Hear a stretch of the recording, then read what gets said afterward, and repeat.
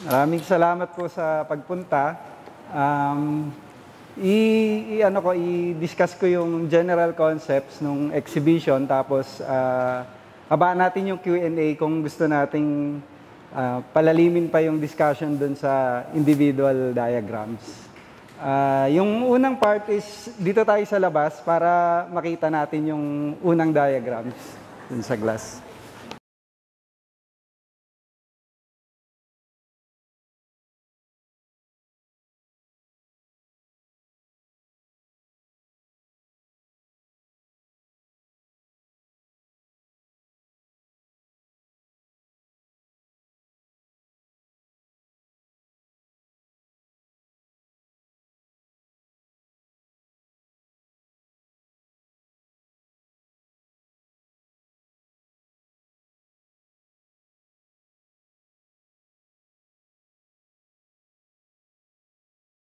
Ayun, yung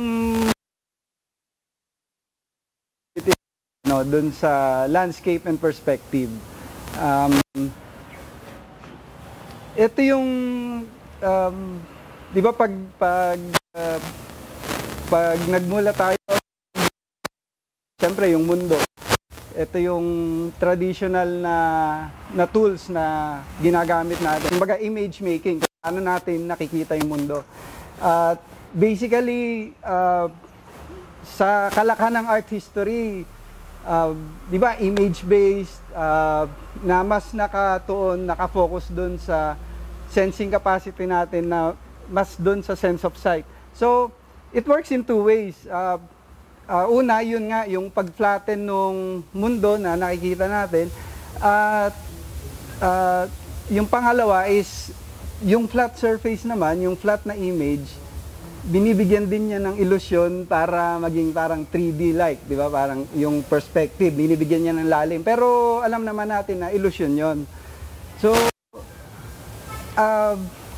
parang doon, yun yung una kong pinag-aralan, yung technique ng linear perspective. So, yung technique din ng linear perspective, hindi lang siya technique para sa mga artists, para gamitin para mag-come up ng image ng mundo. Isa rin siyang parang mapa na nagpo-posisyon sa atin at sa mundo, dahil ito nga, may ground, nandito tayo, nandun ang mundo, may mga tinatawag na vanishing point, yung, di ba, yung mga bagay-bagay pag habang lumalayo, lumiliit. So basically, itong sistema ng conception ng image ng mundo ay parang mapa rin ng pag-situate natin sa sarili natin.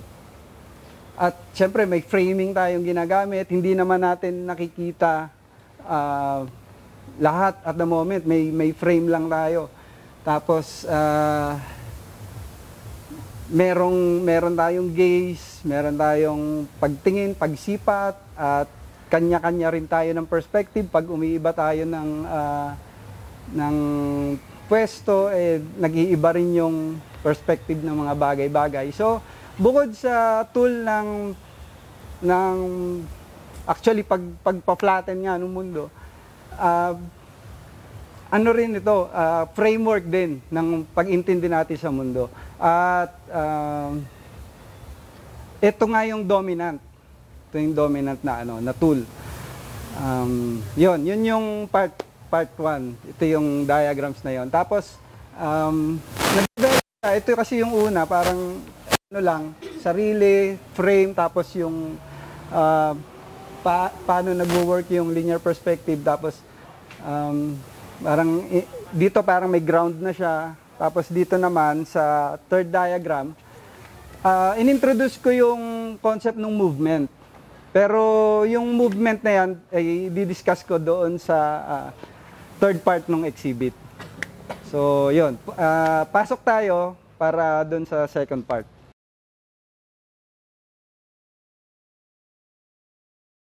Ito yung mga ilang materials, research materials, images, mga research notes, tsaka mga book resource na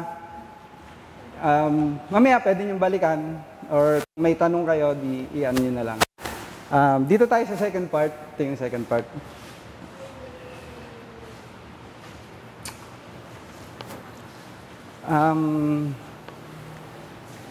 Ayun, na-discuss ko yung parang dominant na mode ng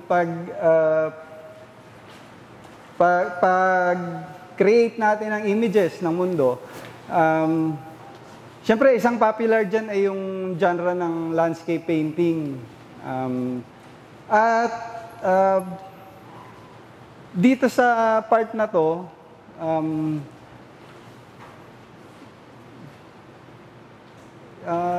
tinitingnan, parang minamapa ko yung, siyempre, yung art history, nagbuo tayo ng mga institusyon na nangangalaga ng mga ganyang kaisipan. Siyempre, isa doon yung museum system, gallery system. Gusto ko i-discuss itong isang particular na diagram na to. Parang ano to, mapa to nung art system. Kumbaga, mapa siya nung parang life cycle ng isang artwork.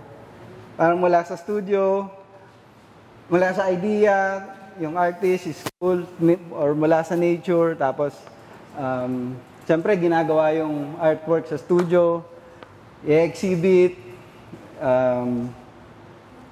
yan, yung mga institusyon na basically, ano ba yung tatlong aspeto nung parang life cycle ng artwork? Yung kanyang production, distribution, tsaka reception. So, paano to nadi-disseminate sa mga tao?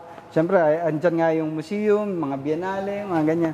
Tapos, i-acquire ng private collection, ng public institution, mapupunta sa storage, tapos, siyempre, paikot-ikot, yung ganon.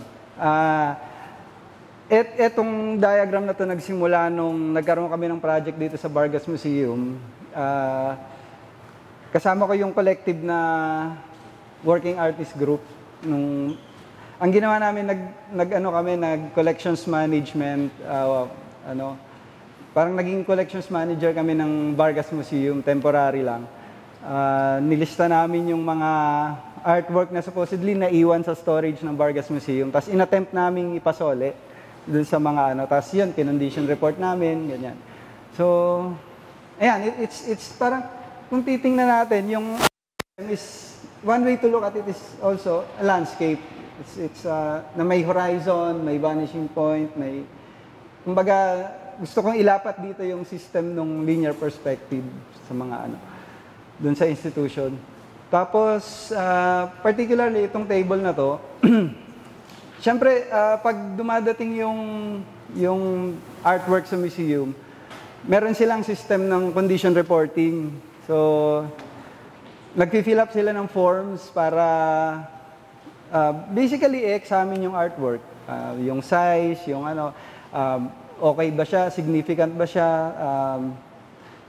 okay ba siya for acquiring, yung mga ganyan. So,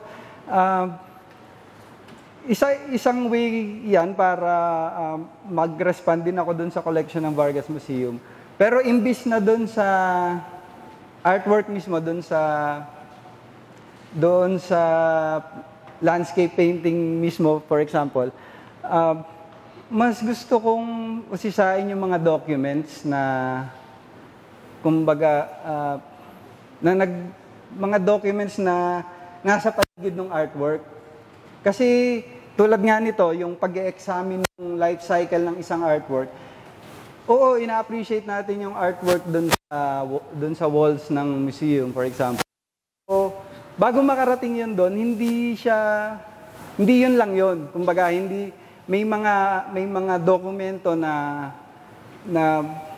kumbaga nagle-legitimize ng system, yung authentication, yung certificate, yung resibo, yun nga, yung mga forms na So, dito sa condition report, parang inaaral ko rin yung mga fields, tapos parang gusto ko rin gawan ng parang ibang interpretation. So, baka pwede natin baguhin yung fields, baka pwede nating i-interpret yung painting hindi lang sa sizes niya o hindi lang dun sa mga technical, baka may iba pang perspective na So basically, yung form as a document, parang na may mga fields ay basically landscape din.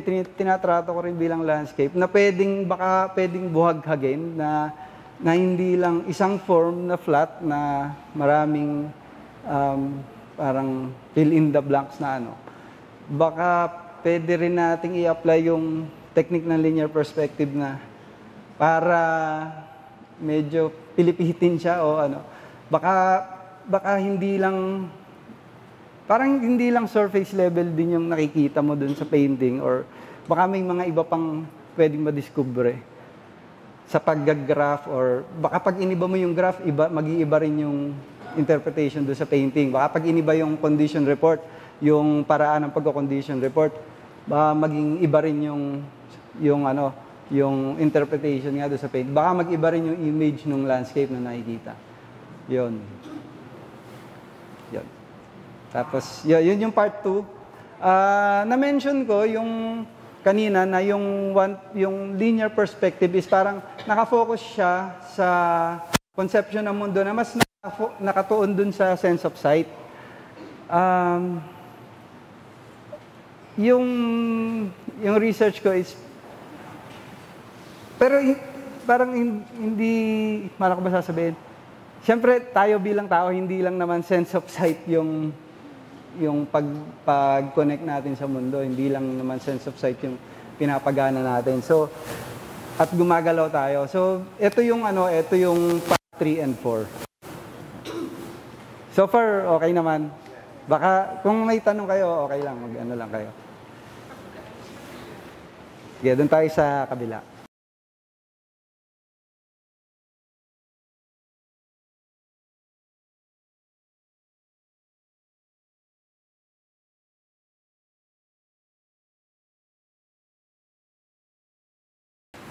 Ayun. Ito yung part 3. Ano ba ang title?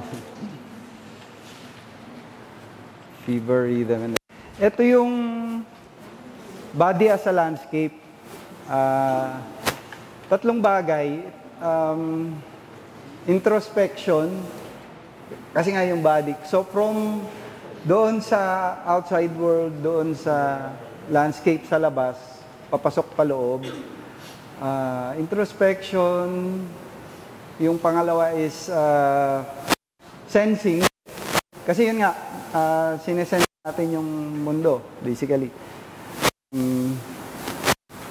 Tsaka movement.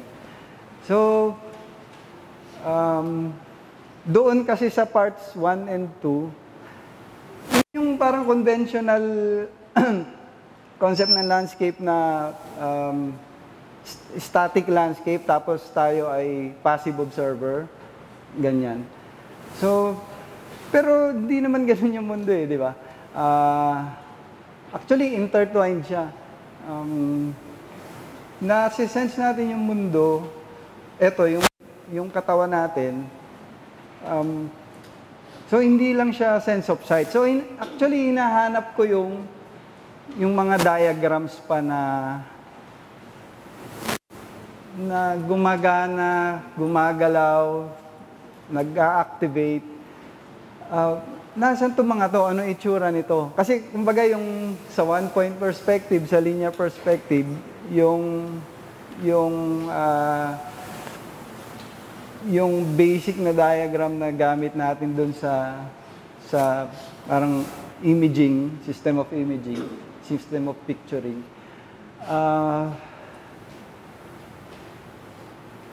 Sa isang banda, pina-flatten niya yung mundo, tapos yung experience natin, pina-flatten din niya. Kasi parang yun lang yung binibigay sa atin yung finished product Di ba? Parang flattened na. Tapos wala tayong magawa kundi tanggapin na yun. Tapos yung syempre, parang one way lang. Pero kung talagang uusisayin natin paano natin nasa-sense yung mundo, it's multi-perspective. Actually, sa ngayon nga, hindi na lang 5 yung senses. Bukod sa hindi na nga natin na ma-maximize yung 5 senses, meron pa palang iba. At kino-confirm din to sa neuroscience ngayon na, for example, yung sense of balance, parang merong ibang paraan na parang holistic approach ng pag-sense sa mundo. So parang isa doon sa hinahanap ko, yung mga diagrams at work na to. Kaya lang, ang hirap kasi gumagalaw nga siya eh. Yung mundo gumagalaw, yung katawan natin gumagalaw. At hinahanap ko ito basically sa rhythm ng daily life. Rhythm ng daily life. Tapos, ito yung isang image na nahanap ko. Yung image, yung parang symbol ng infinity or yung lemniscate, yung figure ng number 8.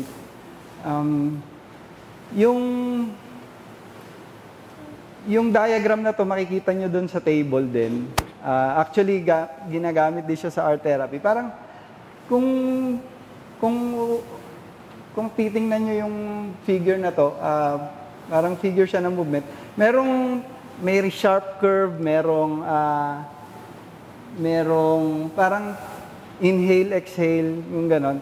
So, andito ito yung parang cycle natin, yung everyday life. So, baka, yun yung iniisip ko, baka pag activated yung diagram ng linear perspective, baka ganito itsura, baka palipit. Kasi ang hirap niya. Actually, yun yung irony ng project. Parang, we're looking into something na supposedly hindi na nga magpapakita sa sense of sight lang eh, di ba? Parang, nandun siya sa movement, nandun siya sa pang-araw-araw na rhythm. So, paano, for example, yung diagram at work na nag-aano sa sense of hearing, sa sense of touch, yung ganun ba? Tapos, isang pinupuntahan ko dito is, ako rin bilang Waldorf parent, is yung Steiner-Waldorf approach to child development. So, dito ko nalaman yung, for example, may 12 senses. Yung pagkatuto natin sa araw-araw, ito pala yung parang nag-develop nung senses natin, pag-connect sa mundo in a holistic approach, in its fullest sense, parang ganun ba? So parang para mahanap natin yung iba pang diagrams, aside from the linear perspective, na supposedly, baka pwede mag-illustrate or mag-represent nung connection sa mundo at parang mas buo yung mapa. Parang ito yung mundo, tapos ito yung mga diagrams at work. Pero hindi yung portion-portion. Parang, kung titingnan natin, parang magkakabit sila lahat at gumagalaw. Kaya napakahirap niya i-capture. So, pasadahan ko lang to ng konti. Is balikan nyo na lang kung ano. So basically, parang, yung sa Steiner approach to child development, merong tinatawag na parang 3 stages, yung 0 to 7, 7 to 14, 14 to 21. Pasensya na sa mga nakarinig na nung example ko na to, lagi kong inaano. Pero halimbawa, yung sense of touch, ito yung from 0 to 7 na de-develop. So, ito yung dito natin una natututunan yung hangganan ng katawan natin, yung sarili natin. Diba? Sense of touch nga eh. At unang-unang mararanasan to sa paglabas mo sa puwerta, halimbawa, for natural delivery. So, yun pa lang, doon, alam mo na yung madidevelop yung hangganan ng katawan. So, yun yung unang pagkatuto natin sa boundary. Sa boundary na ako ito yung mundo, ito yung space. Tapos, ang kasunod nun ay, syempre, madidevelop yung sense of space mo. Syempre, yung katawan mo may ginagalawan na espasyo, nag-o-occupy sa space. Um, Tapos, doon susunod yung sense of the world. Tapos, sense of the world, sense of hanggang doon sa sense of kapwa, yung sense of the other and community. So, basically, merong stages, yung 0 to 7, 7 to 14, 14 to 21. So, kinokonek ko yun doon sa, yun, paano natin ma-develop nga yung holistic approach doon sa conception ng bigger picture in adulthood, for example. Kumbaga, nagsisimula doon sa 0 ka pa lang, 0 years old ka pa lang, yung lalabas ka pa lang, makaka-epekto na yun kung paano mo makikita kung paano mag-unfold sa'yo sa adulthood yung big picture, yung mundo. Parang ganon. So, parang iniisip ko doon, hindi na lang one-point perspective yung gumagana doon di ba? Nasaan yung diagram na yon, yung ganon ba? So, yun muna, para sa part 3. At syempre, yun din, yun nga, sarili, biography work, parang yung personal history as a landscape, yung ganyan. Dito tayo sa part 3.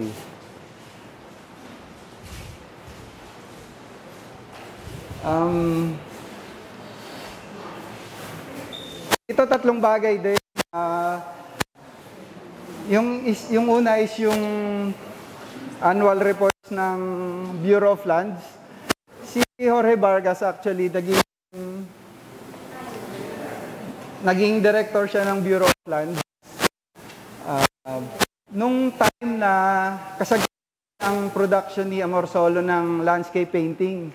So, yung landscape painting ni Amorsolo in the 30s, 40s, di ba parang ito yung nagmarka sa mga household, mga Philippine household na kami nga sa probinsya, bumili yung tatay ko ng painting na nilalako yung bukid, di ba? Tapos, di ba, nung bata tayo, parang napaka-common nung mag-drawing ka ng bukid. So, ito yung parang rural, alam mo yun, yung ideal landscape, lifestyle.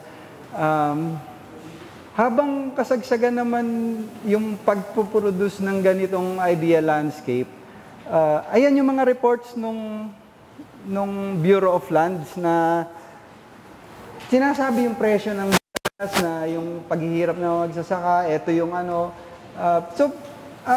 ang galing na magkatapat yun, parang in a way, hindi nagtutugma di ba? Parang, ito yung noon pa lang, 1933 pa lang, sa ng Bureau of Lands, binabarat yung mga magsasaka, etc., etc. Alam naman natin, hanggang ngayon, parang walang, kung babasahin mo to, parang walang nagbago doon sa situation ngayon. Tapos, ito, bilang annual report, ito yung snapshot nung situation ng Pilipinas. So, it's a panoramic view din, parang isang summary, yung libro bilang landscape, yung annual report bilang parang summary nga ng situation ng Pilipinas. At magkatapatan sila nung mga landscape painting na nasa collection ng Vargas na pag umakyat kayo makikita nyo. Yun.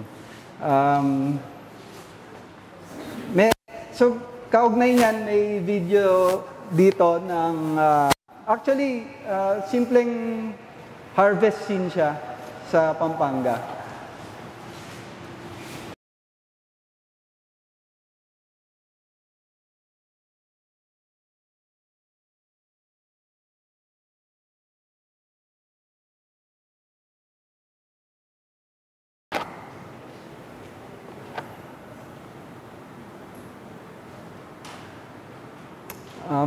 Ayun, dito, kung mapupunta tayo sa mga ganyang lugar, limbawa, bisa iniisip ko, asan yung diagram ng linear perspective. Tayo parang, siyempre, kung iisipin mo yung halimbawa yung magsasaka yung talagang nandun sa kasi hinahanap ko yung paano rin nila nakikita yung diagram na gamit nila. Siguro mas mas naka-embed dun sa pang-araw-araw na paggawa, mas naka-embed dun sa crops, dun sa tao ng ani, dun sa cycle nung pagtatanim.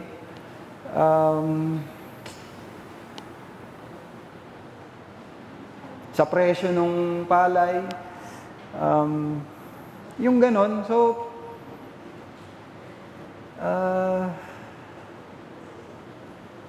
pag malayo tayo doon sa, pag pumupunta tayo sa mga ganyang lugar, parang kala mo postcard eh. Dahil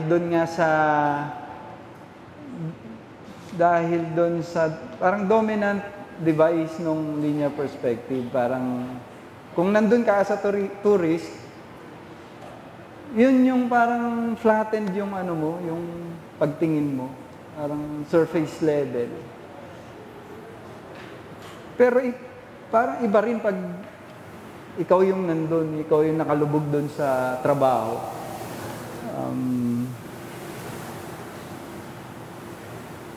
So yun, parang ano kaya yung itsura ng diagram, yung gano'n. Sige, move on tayo dun sa ano. Yung dalawang natitirang part ay yung Mount Banahaw tsaka Kiangan. Sige.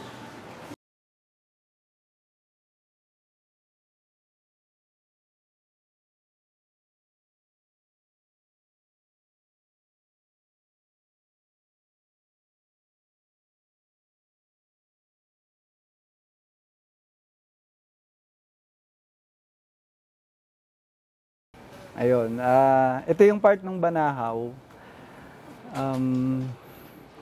Itong mga diagrams na to, yung nandun sa mga makikita mong parang mga panyo doon sa Banahaw mismo. Tapos ginagamit siya ng mga tao, mga deboto para sa kanilang mga dasal. Supposedly may kanya-kanyang function. Tapos ito naman yung mga words naman galing naman sa mga signage na nandun sa Banahaw. So, iba-iba yung nagpapatakbo ng Banahaw. Merong DENR, merong mga Rizalista, merong mga turista.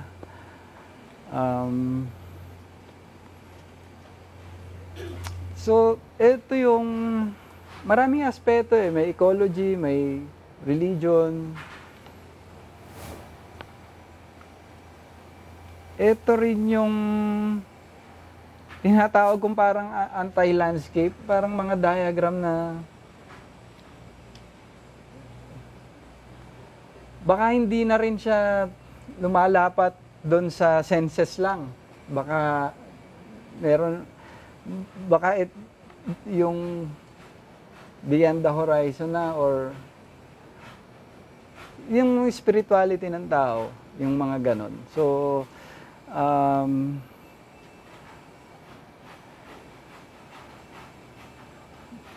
baka nandyan, somewhere dyan yung mga hinahanap nating diagram. Yung ganun ba? Na, syempre kahit paano natin pagbali-balik ta rin, parang ang hirap pa rin niya i-capture talaga eh. Siguro ito fragments lang, bigyan lang tayo ng idea. Pero, ang challenge pa rin, parang hindi ito yun. Kumbaga, ang isang gustong sabihin siguro is, punta kang ba na? Or, kumbaga, after naman ito, babalik tayo sa kanya-kanya nating buhay, sa kanya-kanya nating spirituality, sa kanya-kanya nating pag-connect sa mundo. May kanya-kanya tayong diagram siguro, may kanya-kanya tayong sensing capacity. So, baka yun, parang konting pakita pero hindi talaga yan yun, di ba? Parang ganon. So,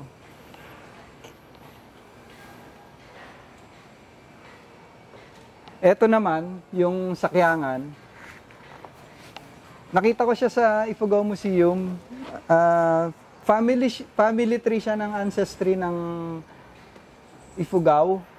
So, genealogical chart siya ng Kiangan. So, nakalista dyan mga pangalan ng mga ninuno nila. So, ito yung landscape bilang landscape na tumatawid sa mga henerasyon ng mga ninuno. Kung sinusubukan ko kasi ilapat yung halimbawa, asan ba yung line dito, nasan yung vanishing point, nasan yung background, nasan yung foreground. Kasi pag pumupunta tayo sa mga ganung lugar, halimbawa yung Banawe Rice Terrace, yun na naman, turista na naman, di ba? Parang postcard, picturesque, yung sinasabi natin. Bumabalik tayo dun sa pagtingin sa mundo na naka-frame na-flattened at lalo pa ngayon na kahit sabihin natin, nandiyan pa rin yung method na yun eh. Kumbaga yung conventional method na yun. Lalo pa ngayon na ang lakas ng screen culture, di ba? Picture agad, etc. Flattened yung pixelized. Pero pinagninilayan ko habang nandun halimbawa sa Ifugao at nagkaroon kami ng immersion doon sa mga local. Hindi naman nila nakikitang ganun eh. Iba.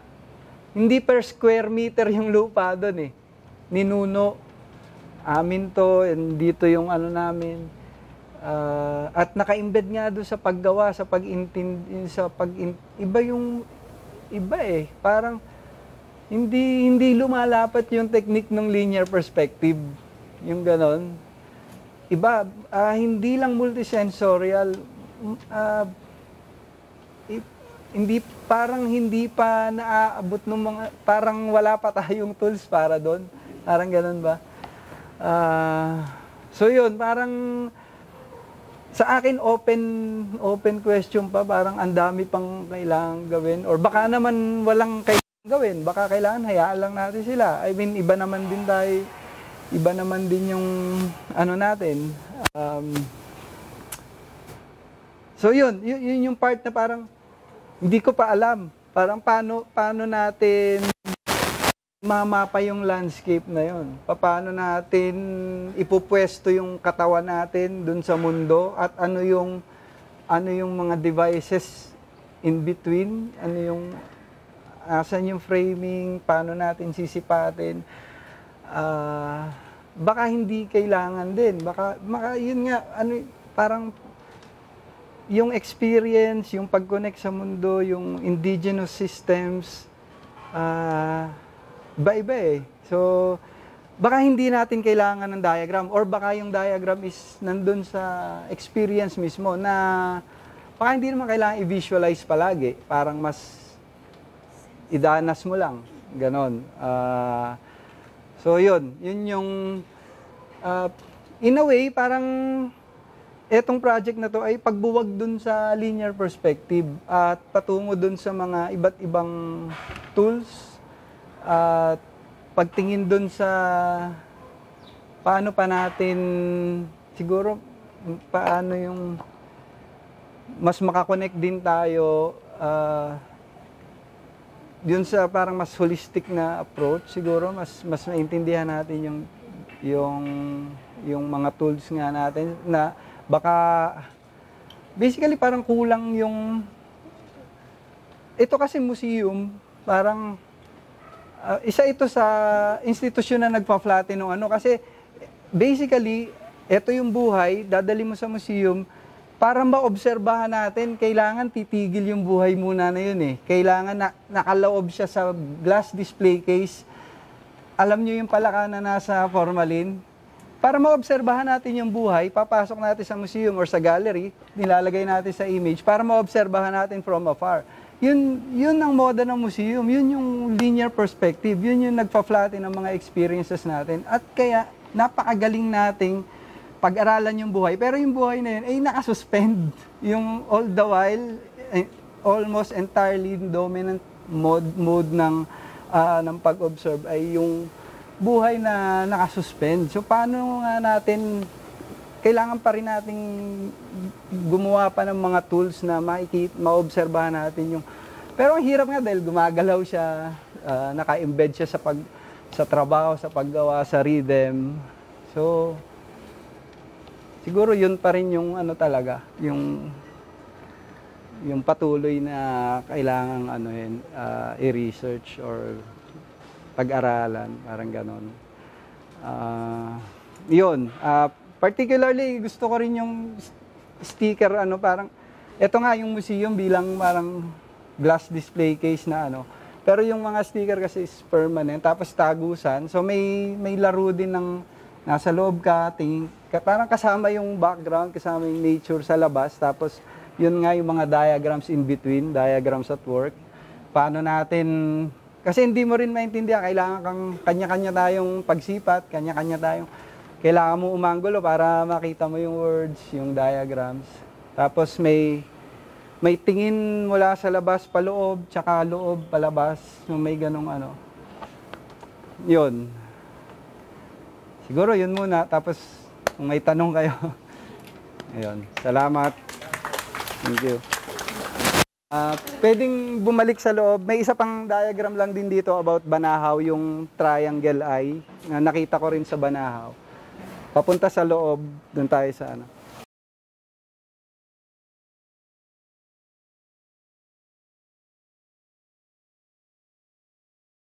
Siguro for context as well, no? So, Gusto mo nito? Gwen Calubayan is also a painter. Kaya siya umabot doon sa mga ganun ko sa pen.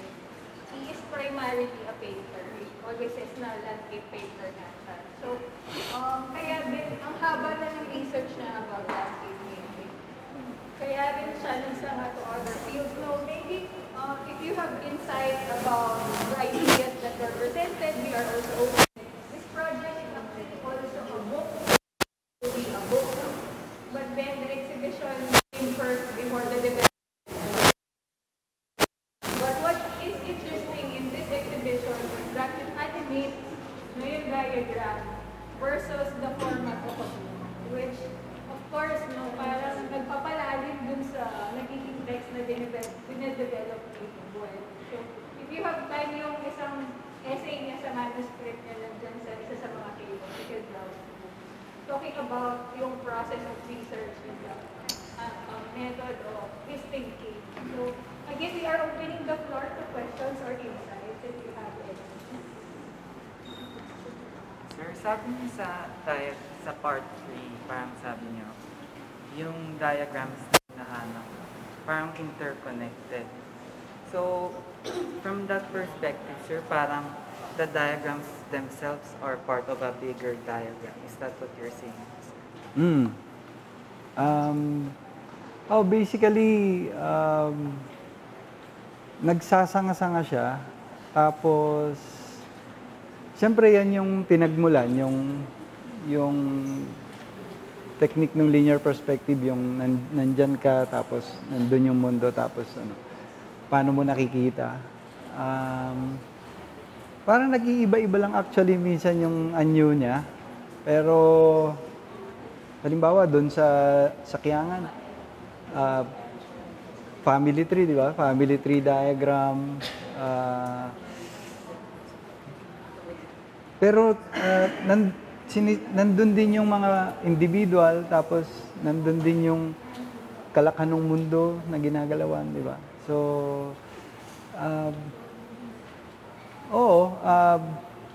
minsan yun pa rin, tapos nag-iiba-iba ng anyo. Pero, siguro may kanya-kanya variation. Pero, may part pa rin ng unknown di ba? Parang beyond the horizon.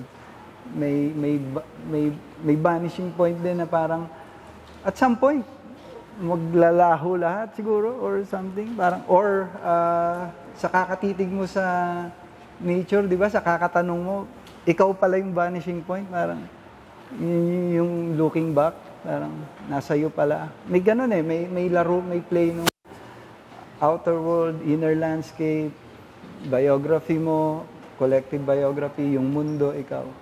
So, yeah, basically, magka-connect lahat.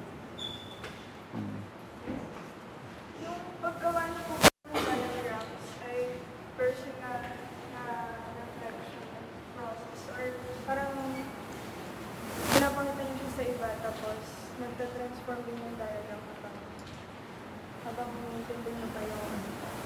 nagsusuper? Oo, nagbabago siya every time. To the point nga na di mo na makapture kasi gumagalaw tapos parang yung pinagsimulan kasi, di ba, bilang landscape painter, may mga concept ka na hindi na ma-hold nung landscape painting eh. Hindi na niya kayang, parang sa pagsusuri mo, layers pala yun, tapos hindi pala flat. Yun nga, may mga concept ka na, may mga pag-intindi na hindi na kayang i-illustrate nung paint. Kaya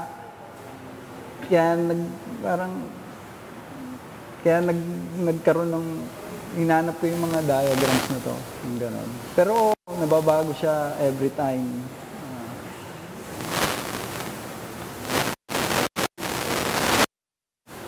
Inside, Bakit ikaw? Ang i-envision niyo po bang culmination ng project is also a diagram or something else entire? Yun nga yung nabanggit kong irony kasi at some point hindi hinahanap ko nga yung diagram na hindi nagre-register dun sa sense of sight supposedly. Kasi yun nga yung